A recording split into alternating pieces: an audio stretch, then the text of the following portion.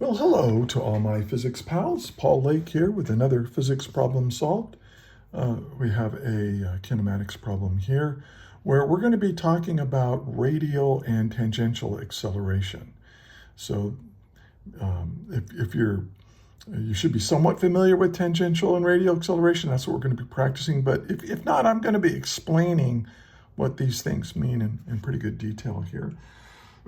So let's read the problem. It says the figure below represents the total acceleration of a particle moving clockwise in a circle of radius 2.5 meters at a certain instant of time. At this instant, find A, the radial acceleration, B, the speed of the particle, and C, its tangential acceleration. Okay. So now, one thing I always recommend you try to do on my videos is pause the video right now and try to work this problem yourself, and then unpause it and check your work with mine. And it's a good way to go.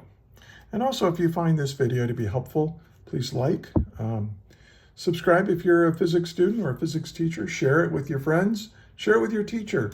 I love it when teachers use my stuff, and several of them are doing so now, in which I'm quite honored. And also, if you have a question or you think I made a mistake, put your comments in, write a comment. I respond to every comment, and I am a physics tutor, so look in the description for more resources that I have online on YouTube, and then also for a link on how to get a hold of me if you like some private physics tutoring. It's how I pay for my health insurance. All right, so let's get started. Given. So we have this figure, and it's moving in a circle like this, and here we see its velocity. Let me blow this up here. And so, but here is its total acceleration. And so what we want to find, actually, I'll just put given up here. I don't need to redraw that picture. Now, one thing I will do, though, is, I'll just put things like R equals that. And here we have the A and then V, and then we got this angle, that's theta. And then what are we trying to find? Let's list that out. The A is the radial acceleration. Now, radial acceleration is essentially the same thing as centripetal acceleration. So if you studied centripetal acceleration and you're a little confused about radial, it's just two names for the same thing. Usually we call it centripetal acceleration if an object is in uniform circular motion. I don't know why. I think that's just kind of a custom. But really, radial and centripetal accelerations, those are the accelerations that change the direction of your velocity, but they don't change your speed. And then for part B, let me make that a capital A. B, the speed of the particle. So we want to know what is V there. And then for part C, we want to know what is the tangential acceleration. Now, tangential acceleration is the acceleration that makes you go faster or slower. It changes your speed. Okay, so radial accelerations change your direction. Tangential accelerations change your speed. But they're both changes in velocity, right? So acceleration is a change in velocity, not just a change in speed. That centripetal acceleration is changing your direction. All right. Let's solve it. Now, let's take a look at, I'm going to redraw this a little bit here.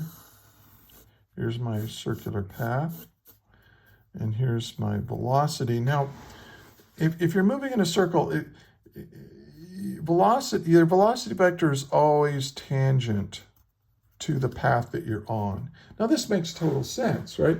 I mean, walk around in a curvy path, but in front of you, hold your pencil out in front of you.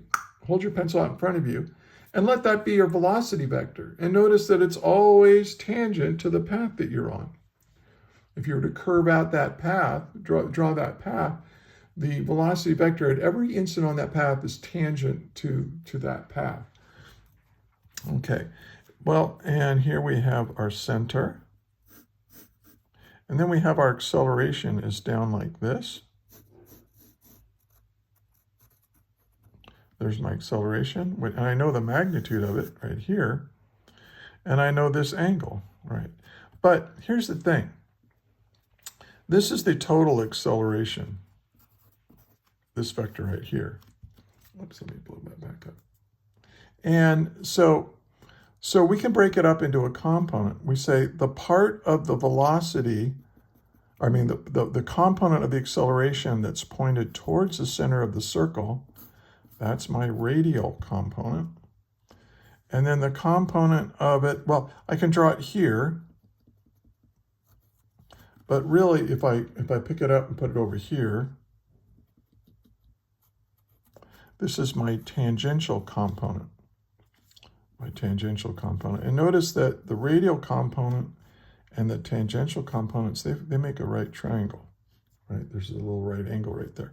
In other words, the radial direction towards the radius and the tangential direction are perpendicular to each other.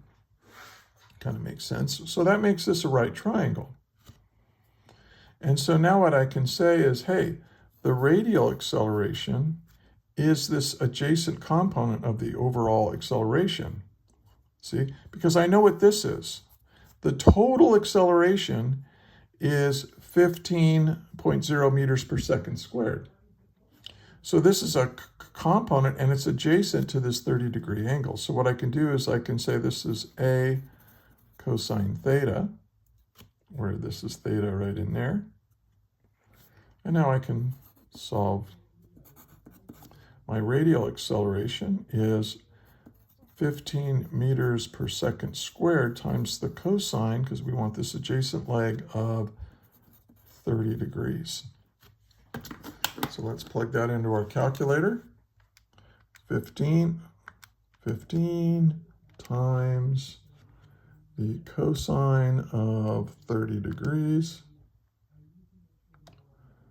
And I am in degrees. I always check my calculator the first time I use it, make sure it's in degrees if I want it to be. And that's 12.99. I can round that off to 13.0. 13.0 meters per second squared. And that's my answer. Now, you can also call this the centripetal acceleration. That's fine, because they're the same thing. Now, for part B, we want to know what is our speed.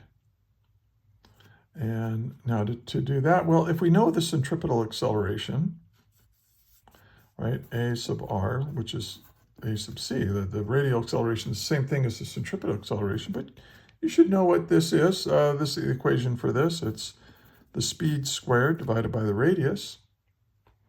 So if I solve for speed, I get r times ar, and then this is v squared, so I take the square root of both sides and I get this. So I just took this and solved it for v. Now I can plug in my values because r is given to be 2.50 meters. And this is 13.0 meters per second squared. Now look, we get meters squared per second squared. Take the square root, that's meters per second. So the units work, woohoo! And so let's put that in there. I can just leave this number in my calculator and multiply that times 2.5 equals. And to take the square root, this is how I do it. I just raise it to the power of 0.5. So it's this button, the power of 0.5. Just saves me a few keystrokes. All right, so V is equal to 5.698 or 5.70 meters per second. And that's my answer for part B. Again, if this is helpful, do me a favor. Hit like. It helps other people find the channel. Makes the YouTube algorithm happy and makes me very happy too. And I don't make any money on this channel, so It's just a nice way of saying thank you. All right. Now, what is tangential acceleration? Well, tangential acceleration is just the component that's going to speed us up. And it's this component right here. See, here's my overall acceleration. It has a component that's radial and a component that's tangential to the path. So in other words, this thing is going to speed up. It's going to go faster, faster, faster, faster, faster.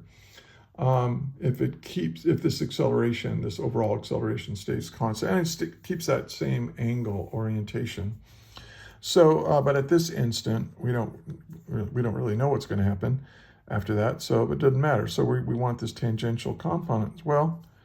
This tangential component is just going to be that overall acceleration, that hypotenuse of this right triangle, times the sine of the angle, right? Because this is the opposite leg. So the hypotenuse times the sine of the angle is equal to the opposite leg of a right triangle.